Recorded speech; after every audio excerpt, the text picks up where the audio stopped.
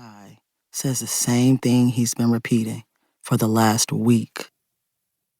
These tests are a game of decision-making. You don't really have to be smart to pass. All you've got to do is know how to answer the questions, how to follow the rules. All you've got to have is common sense. We've been going over this. Study the instructions, and you'll be fine. I study his face wondering if this is what he thought he'd be doing with his life in his early 20s. His unironed TJ Maxx button-up half tucked into his too long khakis. His dusty blonde shag a hopeful cover-up to the patchy stubble washing over his blotchy, puffed face. Ia taught me that a swollen face is a sign somebody drinks too much beer. Drink so much the alcohol don't even move past your neck anymore. It just sits there for everybody to know what you spend most of your time doing, trying to cope. With the fact that you're stuck teaching in the Bronx post-pandemic. When it really isn't post-pandemic, but the teacher shortage is so bad, your bare minimum gets overlooked. While you stay flying under the radar, doing more harm than good. He gulps and goes on some more about process of elimination, cause and effect, main idea, critical lens.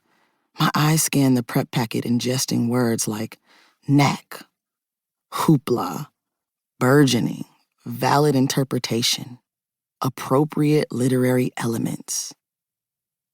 Mr. Schloss's words become a lowered hum in my mind's movie score as it starts bursting questions. Thoughts like how don't nobody I know use these words, and how I wonder who decides what is valid, appropriate. My desk jerks from the side. Zaria motions to the space under me. As usual, there lies a crumpled piece of paper full of analog text waiting for me to unravel. Since this year, the school's got a new system locking up our phones in fabric pouches that we can't open till we leave. I reach for it like clockwork with my eyes focused on her legs. The only person I know who wears fishnets and patent leather combat boots year-round. Uncrinkling a note without looking away from her thighs is our everyday romance. You really into this shit? LOL. I let my smirk answer her question.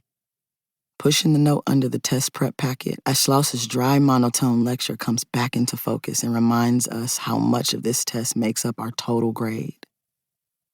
And how much college acceptance rides on our grades, and how college acceptance determines the direction of our lives. Indicate whether you agree or disagree with the statement as you have interpreted it. Choose 2 works you have read that you believe best support your opinion. Use specific references to appropriate literary elements to develop your analysis. Tell them what they want to hear to prove you've got some sense to prove. You can achieve success. My hand shoots up without thinking to stop myself, and Mr. Schloss rolls his eyes, letting out another miserable sigh before stopping in the middle of his instructions. Yes, what is it, Sarah? It's cerulean. Yes, sure, Miss Jean. What is it now? It's cerulean. And I was wondering what they mean by appropriate. Cerulean Gene. We don't have time for this today. I'm sure you know what appropriate means. Yes, I know the definition, but that's why I'm asking. We never read the kind of books we like in here, so how will we know if our examples from the references are appropriate? Who decides whose interpretation is right?